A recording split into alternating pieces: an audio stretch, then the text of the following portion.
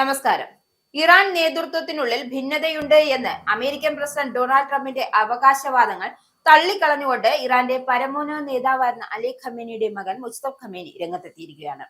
രാജ്യത്ത് നിലനിൽക്കുന്ന ശക്തമായ ഐക്യം ശത്രുക്കളുടെ കണക്കുകൂട്ടലുകൾ തെറ്റിച്ചുവെന്നും ജനങ്ങളുടെ മനസ്സിനെ ലക്ഷ്യം വെച്ചുള്ള ശത്രുവിന്റെ മാധ്യമ യുദ്ധം പരാജയപ്പെട്ടു എന്നും അദ്ദേഹം വ്യക്തമാക്കുന്നുണ്ട്. അമേരിക്ക ഇസ്രായേൽ ആക്രമണത്തിനു ശേഷം ആദ്യമായാണ് മുസ്തഫ ഖമേനി ഇത്തരമൊരു സന്ദേശം പുറത്തുവിടുന്നത്. അതേസമയം ഇറാനിലെ തീവ്രവാദികളെന്നോ മിതവാദികളെന്നോ ഉള്ള വേർതിരിവില്ല എന്നും എല്ലാവരും വിപ്ലവകരമായ ഇറാനികളാണ് എന്നാണ് പ്രസിഡന്റ് മസൂദ് പെഷഷ്കിയാൻ വ്യക്തമാക്കിയത്. നേതൃത്വത്തിൽ വിള്ളലുകൾ ഉണ്ട് എന്ന വാദങ്ങൾ അടിസ്ഥാനരഹിതമാണെന്നും ഒരു ദൈവത്തിലും ഒരു നേതാവിലും വിശ്വസിക്കുന്ന ഉരുക്കുതുല്യരായ ഐക്യത്തിലൂടെയാണ് ആക്രമണകാരികളെ ഖേദിക്കാൻ ഇറാന് സാധിക്കുമെന്നും അദ്ദേഹം പറയുന്നുണ്ട്. ഭരണകൂടവും ജനങ്ങളും ഒറ്റക്കെട്ടായി നിലകൊള്ളുമെന്നും അദ്ദേഹം ആവർത്തിച്ച് വ്യക്തമാക്കി. ആക്രമണങ്ങളിൽ മുസ്തഫ ഖമേനിക്ക് ഗുരുതരമായി പരിക്കേറ്റതായി റിപ്പോർട്ടുകൾ വ്യക്തമാകുന്നുണ്ട്. ഫെബ്രുവരി 28-ന് നടന്ന വൻ വ്യോമാക്രമണത്തിലാണ് അദ്ദേഹത്തിന് ഗുരുതരമായി പരിക്കേറ്റത്. ശാരീരികമായും അദ്ദേഹം തകർന്നിരിക്കുകയാണെന്നും ന്യൂയോർക്ക് ടൈംസ് ഉൾപ്പെടെയുള്ള അന്താരാഷ്ട്ര മാധ്യമങ്ങൾ റിപ്പോർട്ട് ചെയ്യുന്നു.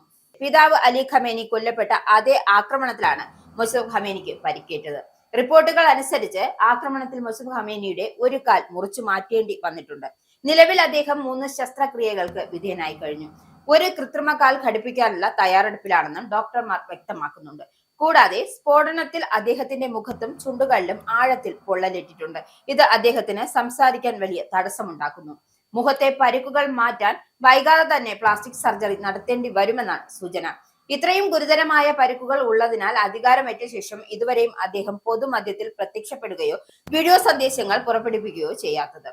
ലോകത്തിന് മുന്നിൽ വെളിപ്പെടാതിരിക്കാൻ, അതായത് ഈ ഒരു അവസ്ഥ ലോകത്തിന് വെളിപ്പെടാനായിരിക്കാനാണ് അദ്ദേഹം രഹസ്യമായി ഈ ചികിത്സ തുടരുന്നത്. മുസ്തഫ ഖമേനിയുടെ ശാരീരികമായി അവശനായതോടെ ഇറാന്റെ ഭരണകാര്യങ്ങളിൽ ഇസ്ലാമിക് റവല്യൂഷണറി ഗാർഡ് കോർപ്സിന്റെ ജനറൽമാരുടെ സ്വാധീനം വലിയ തോതിൽ വർദ്ധിച്ചിട്ടുണ്ട്. പരമോന്നത നേതാവ് എന്ന നിലയിൽ അദ്ദേഹം ഇപ്പോഴും തീരുമാനങ്ങൾ എടുക്കുന്നുണ്ട് എങ്കിലും സൈനിക മേധാവികൾ നൽകുന്ന നിർദ്ദേശങ്ങൾ അതേപടി ഒപ്പിട്ട് നൽകുന്ന ഒരു ബോർഡ് ഓഫ് ചെയർമാൻ മാത്രമായി അദ്ദേഹം മാറിയെന്നാണ് നിരീക്ഷകരുടെ വിലയിരുത്തൽ. ഇറാന്റെ ചരിത്രത്തിൽ ഇന്നുവരെ ഇല്ലാത്ത വിധം രഹസ്യമായിട്ടാണ് ഇപ്പോഴത്തെ ആശയവിനിമയങ്ങൾ നടക്കുന്നത്.